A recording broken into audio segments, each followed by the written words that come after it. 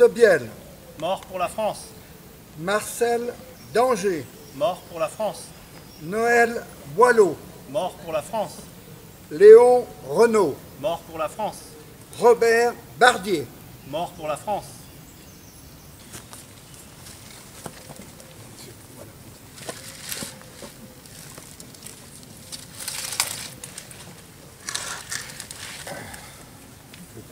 Dépôt de fleurs par les enfants.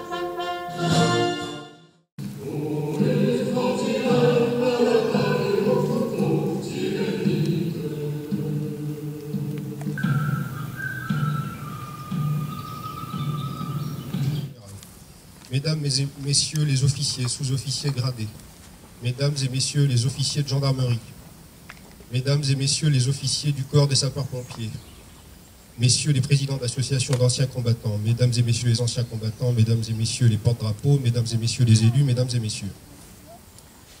Si nous sommes réunis si nombreux aujourd'hui, en ce jour précis, c'est pour honorer la mémoire de 5 jeunes hommes tombés sous la férocité allemande. Cela s'est déroulé il y a exactement 70 ans, dans ces bois, près de ce monument que la commune de Saint-Suan a voulu pour eux. Laissez-moi vous les présenter. Vous pourrez mettre un visage sur un nom pour presque tous en consultant l'exposition. Noël Boileau, né le 25 décembre 1901 à Saint-Julien-de-l'Escape, commune dont le maire et certains conseillers nous font l'honneur de leur présence. Il était employé en usine à Paris avant de travailler la terre dans le village du Douai. Pour lui, il ne pouvait y avoir d'autre logique que d'entrer en résistance. Il avait 42 ans. Robert Bordier, né le 24 septembre 1914 à Mainvilliers, au sein des forces françaises de l'intérieur, il avait le grade de sous-lieutenant. Il avait 29 ans. Marcel Danger, né le 26 janvier 1925 à Lisieux. C'était le seul connu de la population de Saint-Simon-de-Bordes. Il était employé de ferme chez Edmond Guiffier. Pour suivre les traces de Pierre Ruibé et Claude Gatineau, il prit le maquis et voulut entrer dans la résistance. Au moment du drame qui lui coûta la vie, il avait à peine 19 ans. Léon Renaud, né le 1er juillet 1924 à Luçon, soldat des FFI, il venait juste de fêter ses 20 ans. René Suberbiel, né le 18 septembre 1902 à Bordeaux.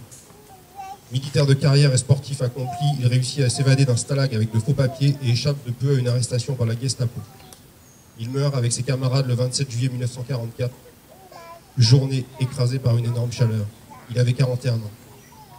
La présence de ces 5 hommes, vous l'apercevez dès que vous entrez dans ce bois, en haut du chemin matérialisé par la croix de Lorraine.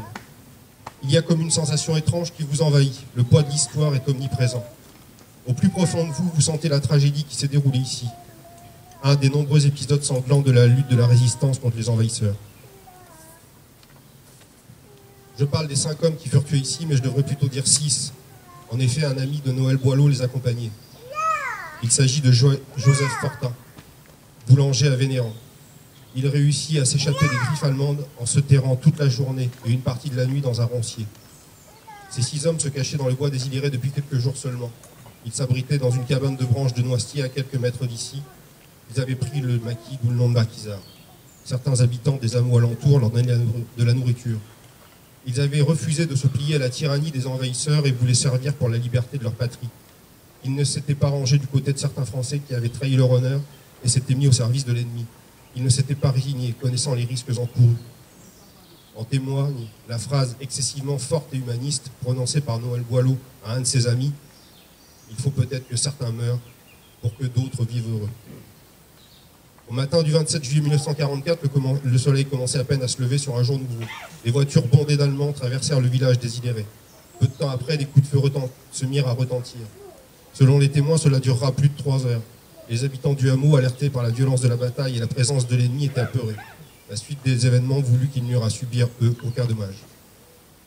les 5 maquisards, martyrisés, torturés, humiliés, ensanglantés, exténués, furent sauvagement abattus. Ils sont morts comme ils avaient vécu, en héros, se battant jusqu'au bout, ne renonçant pas. Le maire de l'époque, André Couillot, ainsi que son secrétaire de mairie, M. Fragnoux, reçurent l'ordre de les enterrer immédiatement, sans aucune cérémonie, sinon ils s'exposaient, ainsi que leurs concitoyens, au pire. Ils s'exécutèrent avec plusieurs hommes de Saint-Simon.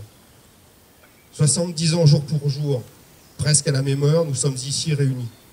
7 décennies, cela peut paraître lointain, mais c'était hier.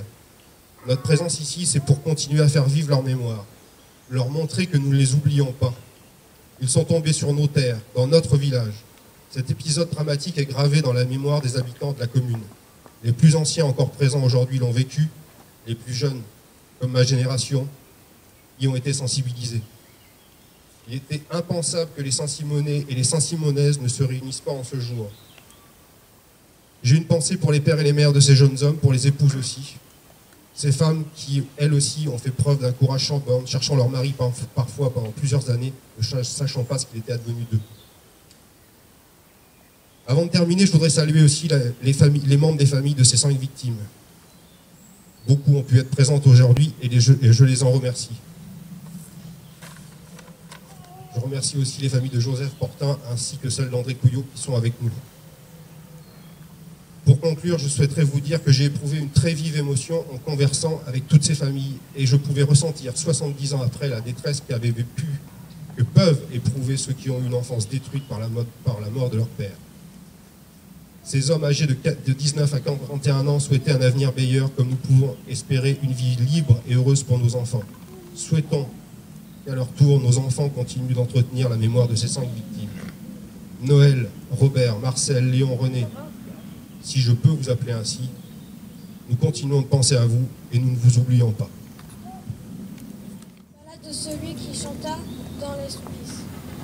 Et s'il était à refaire, je referais ce chemin, une voix qui monte des fers et parle des lendemains. On dit que dans sa cellule, 2 hommes, cette nuit-là, lui murmuraient capitule, de cette vie es-tu là. Tu peux vivre, tu peux vivre, tu peux vivre comme nous.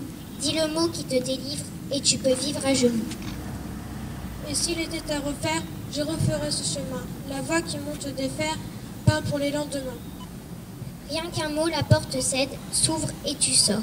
Rien qu'un mot, le bourreau se dépossède. Sésame, finis tes mots. Rien qu'un mot, rien qu'un mensonge pour transformer ton destin. Songe, songe, songe à la douceur des matins.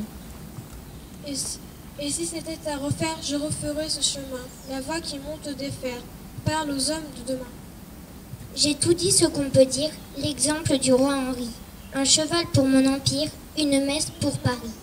Rien à faire alors qu'il parte, sur lui retombe son sang. C'était son unique carte, périsse cet innocent.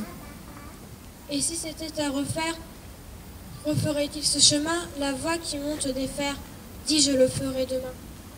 Je meurs et France demeure, mon amour et mon refus. Oh mes amis, si je meurs, vous saurez pourquoi ce fut. Ils sont venus pour le prendre, ils parlent en allemand. L'un traduit veux-tu te rendre, il répète calmement. Et si c'était à refaire, je referais ce chemin, sous vos coups chargés de fer, et chante les lendemains. Il chantait, lui, sous les balles, des mots sanglants élevés. D'une seconde rafale, il a failli l'achever.